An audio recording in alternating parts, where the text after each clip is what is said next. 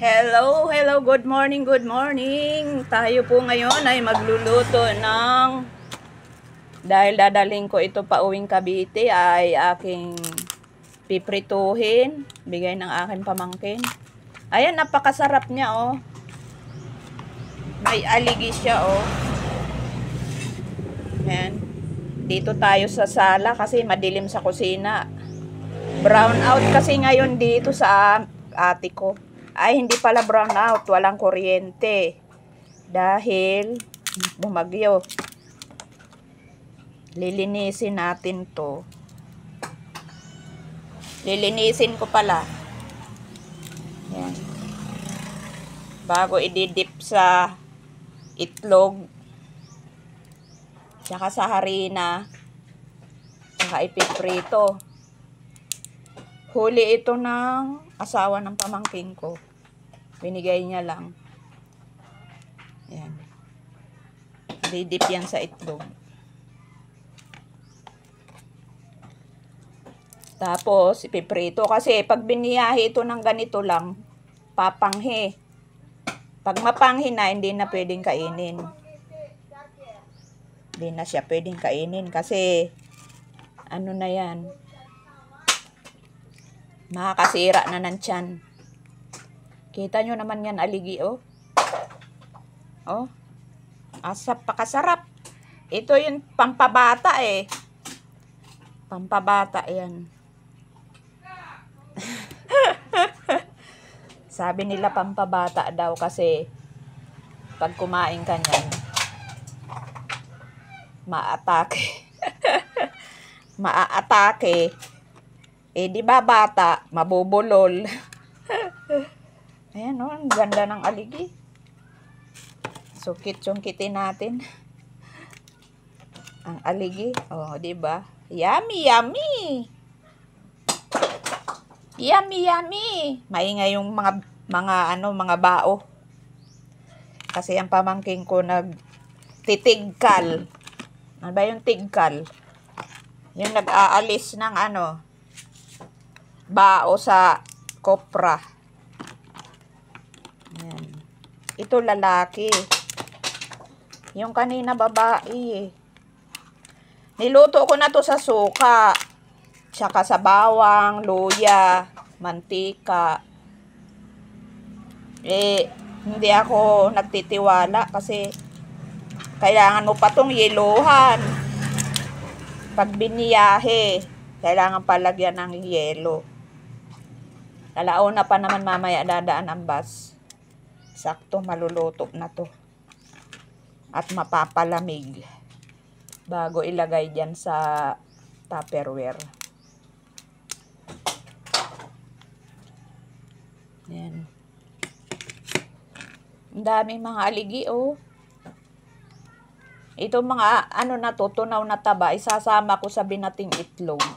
Ayan, oh, malambot ang taba nito lalaki. Malambot ang taba ng lalaki. Yung sa babae, matigas. Yung kanyang aligi. O, wag nyo akong ibas kasi wala ako ditong pang supot sa kamay. Tsaka dadaan pa naman yan sa mantika. Malinis naman ang aking kamay. Mamamatay pa ang yan. Bakterya niya. Ito babae. Kasi pag ganito, ang takip, babae yan. Kaya ang aligin nito, buo. Oh. Buo. Diba? Oh. Pero alam nyo ba, may nabibili ngang aligi. Ano ba yun? Yung aligi ng crab.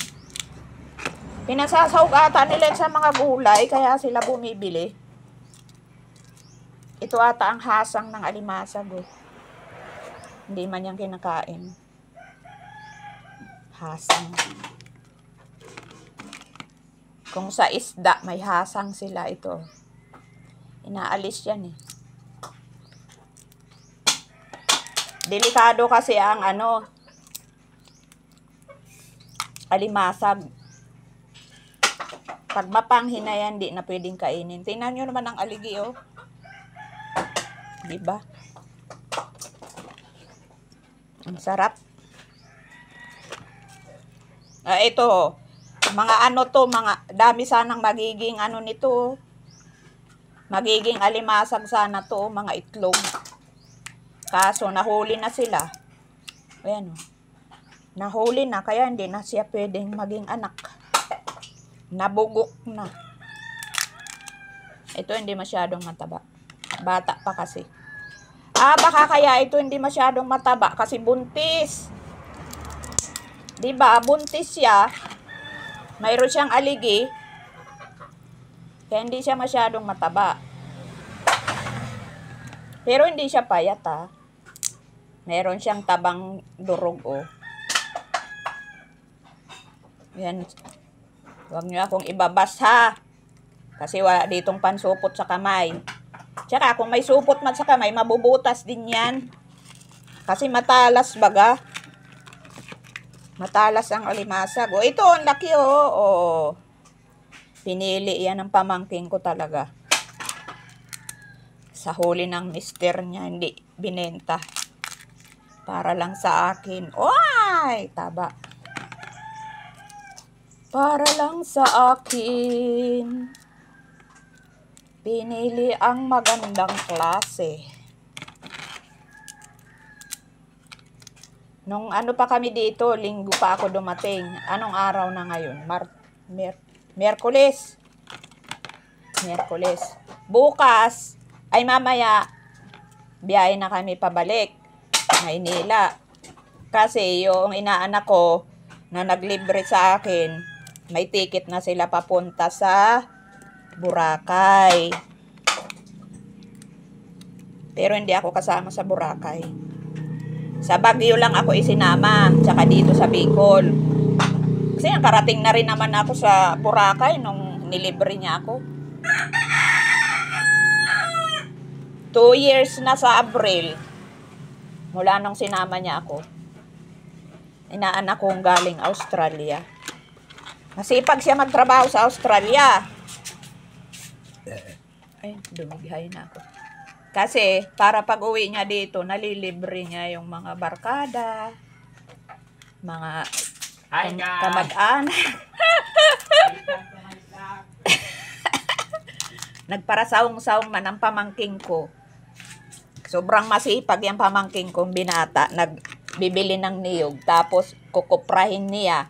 Kapon, ginatungan ang niyog. Ngayon, tinitigkal na niya.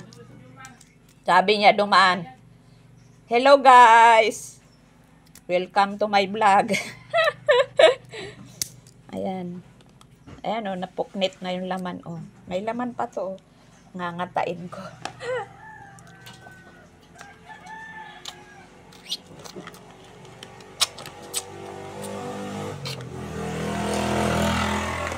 Nung ako bata, ganito kadami ang nahuhuli ni Papa. Hindi niya yan binibenta. Isasalang yan sa kawali.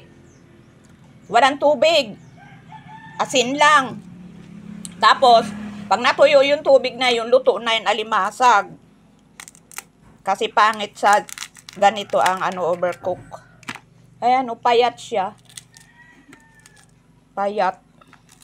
Luno siya, luno. Alam nyo ba yung luno? Malambot ang laman.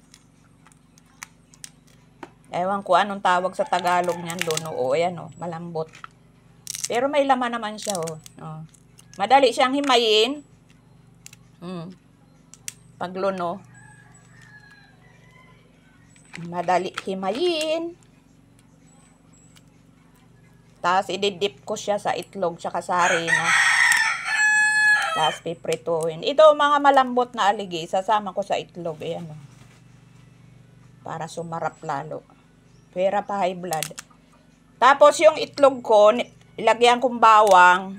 Babatiin ko na yun sa itlog. Bawang tsaka sili. Tsaka paminta. Diba? Naisip ko lang naman gawin ganito. Kaysa problemahin ko pa ang pagbiyahe ko, lalagyan ko pang yelo. Diba? Ayan, may mga pa. Naiwan pa ditong aligi. Yan o. Kunin natin yan, aligi. Aligi. Aligi ba ito ata sa Tagalog? Di, pagka naluto na yung alimasag nung araw, hindi namin yun iuulam. Papapakin namin yun. Sarap na sarap ako talaga sa pagpapak nung araw. Kaya ngayon takot na akong kumain nito eh. Tapos, pagka, yung naglihi naman si mama noon kay Mabel, kay Bunso, halos araw-araw ang ulam namin, ubod ng niyog, na may sahog na alimasag. Yun naman ang pinaglihian nung kay Mabel. Kaya ang sarap-sarap kamo, ginataang ubod ng niyog. Ginataang ubod ng niyog, tapos ano yun, gugataan. Maghugas muna akong kamay. Ito na siya, oh. Ayan na yung hinimay kong ano. Iwan ko muna yan nakatutok dyan. At ako mag-ano ng kamay, hugas kamay. Hoy, huwag kayong mangialam dyan, ha? Baka kasi pakialaman ng aso. Hoy, alis kayo dyan. Baka pagpalit ko, wala na yan.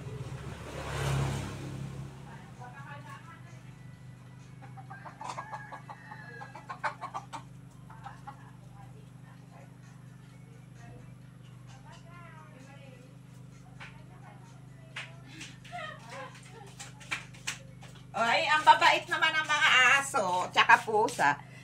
Wala naman aso ang ate ko. Ayan na, oh. Ayan na. Wala naman siyang aso. Aso yan ang kapitbahay. Nakikiusyoso. Marami dito pusa. Ay, hindi ako nakakuhang asin. O, ayan. Isang itlog lang. Ayan mga sili, oh. Pinitas ko sa puno.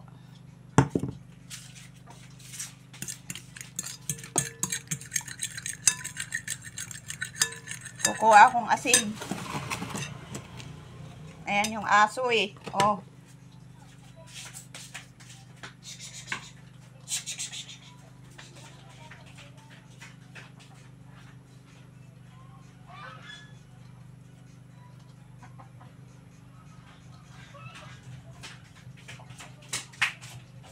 Andito kasi ako sa terrace. Kasi ang dilim sa kusina. Wala ngang ilaw dito. Mula nang bumagyo yung uwan.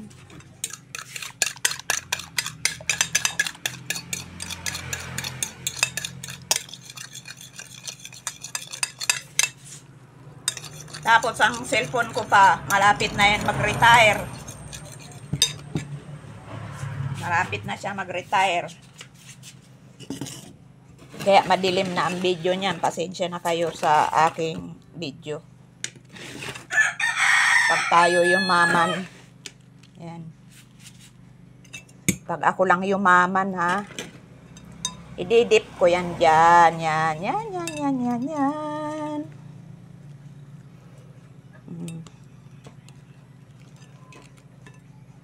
Maghuhugas pa akong kawali. Kasi nagsangag ate ko.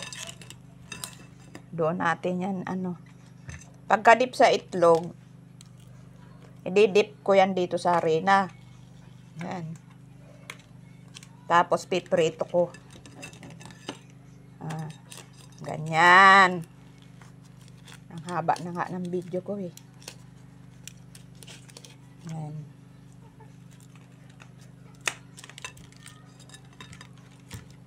Kaso, dapat dito gawin ko na to kasi madilim nga doon sa kusina. Andun sa dulo ang kusina nito. Ito ang pinaka-terrace ng ate ko. Si Mabel hindi pa nakarating dito. Kung ako lang nagpensyon na, ililibre ko na rin siya sa pamasahe. Ayan yung aligi, oh. Kikita nyo yan, oh. Iprituhin na rin natin yan. Aligi. Dip, dip, dip. Ah, ang sarap, oh. Ay, ang sarap. Pampabata talaga to. Sure na tong hindi mapapanis kasi piprituhin eh.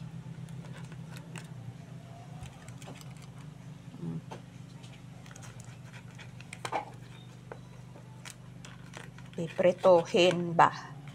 Lulubog natin sa mantika. Delikado kasi yan pagka namanghi ang laman yan, hindi na yan pwede kainin. Noong araw, halimbawa pinasingawan ng tatay ko sa gabi, kinabukasan, mapanghi na. Kasi wala kang kuryente sa amin ng panahon.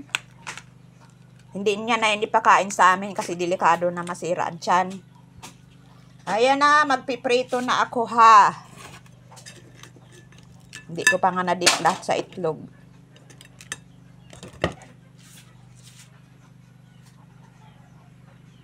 Ayan, madilim dito sa ating kusina. Piniprito na.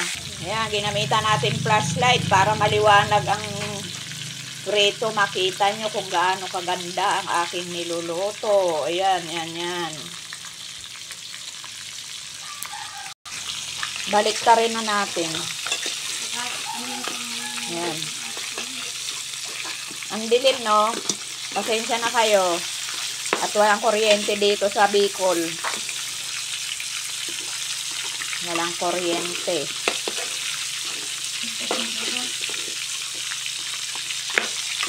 Uso dito ang kapa-kapaan. Pero may solar ang ate ko. Kaso pag araw, ang solar hindi yan gumagana. Ayan. Ayan na ang ating piniritong alimasag. Pagdating doon, magsawsaw sa suka na may sili. Ayan, di pa ako tapos magluto, pero tapusin ko na ang aking video. Kasi mahaba-haba na rin siya. Bye-bye! Thanks for watching! Yung prito kong dadalhin, ninakaw ng pusa. Pritong banak. Binuksan ang taguan. Bye!